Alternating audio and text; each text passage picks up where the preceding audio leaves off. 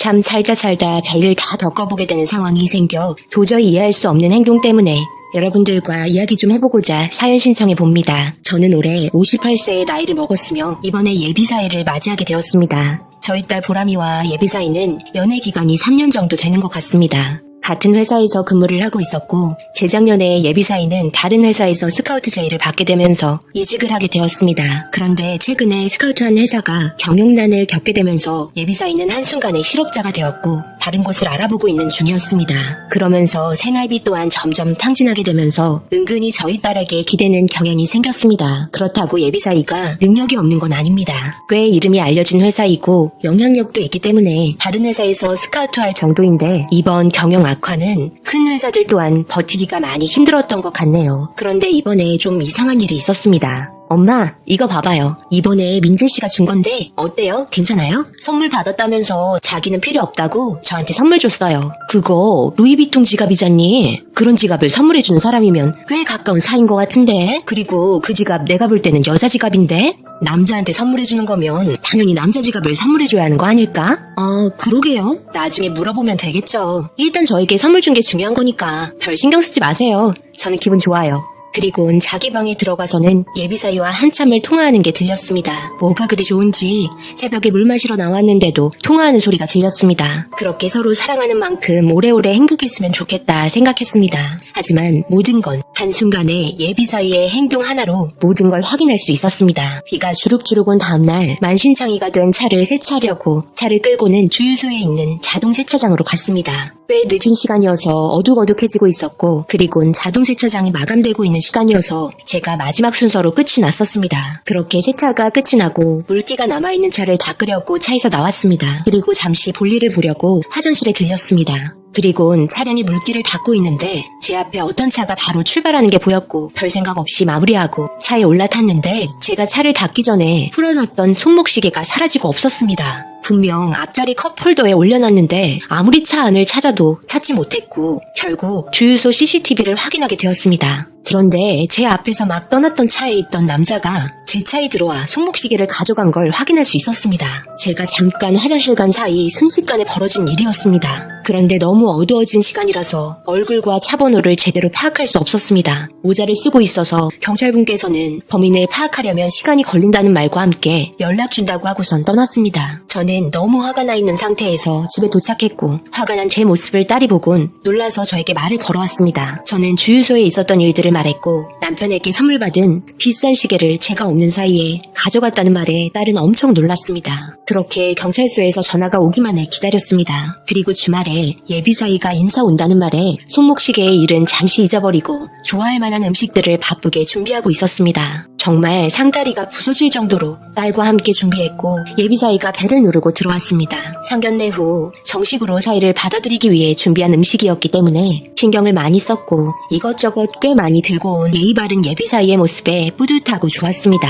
딸은 어린아이처럼 자기 예비신랑 왔다고 입이 만개에서는 엄청 좋아하는 모습을 보곤 지금은 일을 쉬고 있지만 능력이 좋은 사위이기 때문에 금방 좋아질 거라 생각하며 뜻깊은 저녁이 되길 바랐습니다. 저희 가족 사이에서도 어색하지 않게 분위기를 이끌어 나가면서 이야기를 주도해 나가는 예비사이의 든든한 모습에 점점 저녁 식사 시간의 분위기는 무르익었습니다. 그렇게 한참을 이야기하면서 저녁을 배불리 먹었고 예의 바른 사이는 저에게 정말 맛있는 음식 너무 잘 챙겨줬다는 말과 함께 저에게 줄 선물이 있다면서 정성스럽게 잘 포장되어 있는 네모난 작은 박스를 건네줬습니다. 저는 갑자기 준 선물에 놀랐고 자기는 선물 안 주냐며 질투하는 딸의 눈치를 보면서 고맙다는 말과 함께 조심스럽게 선물 포장을 뜯어봤습니다. 그런데 박스 안에 있던 내용물을 보곤 정말 충격받고 말았습니다. 제가 보람 아빠한테 선물 받았던 시계와 같은 시계였습니다. 그런데 더 충격적인 건 보람 아빠가 저에게 선물을 줄 때 시계 안쪽에 제 이름을 이니셜로 새겨줬었는데 제 이름의 이니셜이 새겨져 있었습니다. 온몸에서 소름이 돋기 시작했고 무서워지기 시작했습니다. 떨리는 손을 진정시키려고 계속 시계 박스를 만지작거렸습니다. 그러곤 웃으면서 잊어버린 시계랑 똑같다는 말과 함께 일단 상황을 넘기려고 했는데 표정 관리가 쉽지 않았습니다. 딸은 저를 보며 웃으면서 예비사위가 센스가 좋다는 말과 함께 저는 일단 재빨리 시계를 차 보이면서 고맙다는 말과 함께 미소를 지어줬습니다. 보람아빠도 이게 무슨 일이냐며 신기해하면서 보고 있었습니다. 그리고 걸려오는 전화 한 통에 잠시 화장실 다녀온다고 말하면서 빠르게 자리에서 일어났습니다. 경찰서에서 전화 온 걸 받게 되었고 자동차의 행적을 근처에 있는 CCTV에 찍힌 걸 확인했고 거주지 파악에 신상까지 확인되었다는 말을 전해 들었습니다. 그리고 예비사위가 시계 말고도 여러 가지 신고가 접수된 범인과 일치하다며 다음날 찾아갈 거라며 월요일 저녁에 경찰서에 출석해달라는 말을 듣고 끊었습니다. 저는 화장실에 거울을 보면서 이 상황을 어떻게 처리해야 할지 걱정이 많았습니다. 이 사실이 밝혀지게 되는 날 거실에서 웃고 떠드는 화기애애한 상황이 너무 신경이 쓰였습니다. 하지만 결과는 달라지지 않는 불편함을 가지고 화장실에서 나왔습니다. 저를 바라보는 예비사위의 모습에는 착하기만 한 표정만 있었습니다. 저는 도저히 그 자리에 맨정신으로 서 있을 수 없었네요. 어색한 웃음과 함께 음식을 만들면서 신경을 많이 썼는지 피곤하다며 미안하다고 말하곤 잠시 방에 가서 누웠습니다. 그리고 한두 시간 있다가 예비사위 집에 간다는 말에 나가서 배웅해줬고 그렇게 하루가 마무리되었습니다. 행복해하는 딸의 모습에 정말 머리가 너무 복잡했습니다. 결과적으로 파혼해야 하는 상황이 맞지만 딸에게 상처 주고 싶지 않았습니다. 이런저런 복잡한 생각과 함께 밤을 지새웠네요.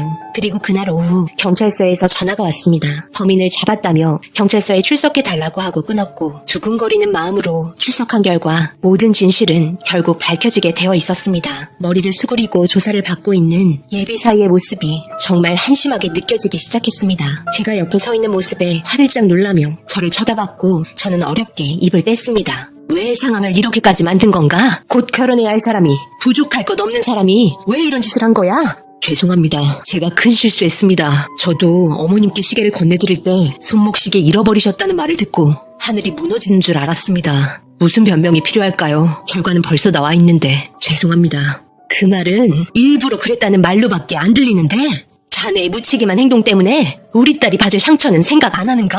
어떻게 이 상황을 마무리 지으려고 이렇게 벌려놓은 건가? 정말 너무하네. 이 결과 돌이킬 수 없기에 파혼하는 걸로 하겠네. 그렇게 말하곤 저는 손목시계를 찾았기 때문에 그걸로 됐다고 말했지만 뒤이어 경찰서로 찾아온 다른 사람들이 있었고 확인한 결과 그동안 비싼 물건을 차를 잠깐 비운 사이 도둑 맞았던 분들이었습니다. 형사분께서는 예비사위 집에 있던 물건들을 가지고 왔는데 그간 잊어버렸던 물건 때문에 마음에 상처받았던 사람들은 안도의 한숨과 함께 예비사위에 대한 분노로 가득했습니다. 법적인 처벌을 꼭 받아야 한다며 난리가 났습니다. 그런데 한 분께서는 자기의 물건은 왜 없냐며 예비사위에게 소리쳤고 한 여자가 잊어버린 물건은 다름 아닌 저희 딸에게 선물 줬던 루이비통 지갑이었습니다. 저를 쳐다보는 예비사위의 표정이 너무 한심했네요. 그 여성에게 다가가 상황을 설명했고 전화번호를 받은 다음 물건을 돌려주겠다고 말하고 저는 경찰서에서 나왔습니다. 너무나도 큰 일을 겪게 되면서 저는 도저히 서 있을 수 있는 힘조차 남아있지 않아 결국 주저앉고 말았습니다. 딸에게 어떻게 이 상황을 설명해야 할지 너무 막막했습니다. 머릿속이 정리가 되지 않은 채 집에 들어갔고 해맑게 저를 보며 웃는 얼굴에 입을 뗄 수 없었습니다. 제 마음이 정리가 된 후 조용하게 딸의 방에 찾아갔습니다. 보람아, 엄마와 얘기 좀 할까? 너에게 잠시 할 말이 있는데 너 또한 어차피 알게 될 일이라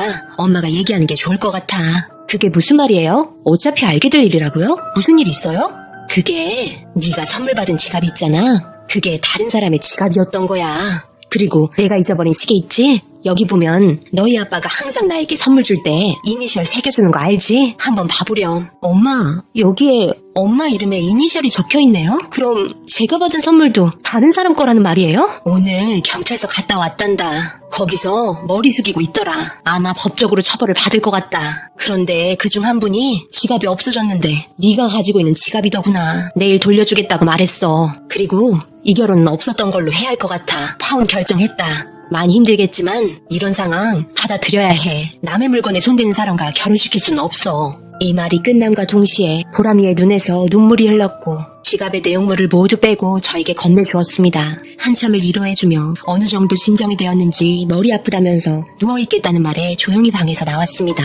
그리고 다음날 저는 지갑의 주인에게 전화해서 약속 장소에 나가 지갑을 돌려줬고 모든 상황은 해결이 되었습니다. 집에 돌아오는 동안 정신적으로 너무 많이 힘들었네요. 며칠 전까지만 해도 웃고 떠들며 함께 저녁도 먹고 했었는데 사람의 모든 모습을 알 수 없겠지만 이런 사람일 거라고는 전혀 생각하지 못했습니다. 그리고 예비 사돈에게 전화가 왔고 어렸을 때부터 도벽이 있었는데 성인이 되면서 고친 줄 알았던 병이 이번에 실직을 하게 되면서 나타나게 된 것 같다며 죄송하다는 말과 함께 파혼하게 되었습니다. 사람이 스트레스를 받게 되면 과거에 했던 행동들이 나타나게 되나 봅니다. 결과가 어찌되었든 간에 앞으로 제 딸의 미래에 문제가 되는 남자이기 때문에 파혼 잘했다 생각합니다. 정신적으로 너무 힘들었는지 저희 딸이 요즘 너무 많이 힘들어하네요. 여러분들의 격려의 댓글을 읽고 힘내면 좋겠습니다. 언젠가 더 좋은 남자가 찾아올 거라는 말을 했지만 아직까지 현실을 받아들이기 힘들어하네요. 제 사연 읽어주신 분들 오늘 하루도 좋은 일 가득하시길 바랍니다. 감사합니다. 오늘의 사연은 여기까지입니다. 댓글로 여러분들의 생각과 조언을 남겨주세요. 구독, 좋아요, 알림도 꼭 부탁드립니다.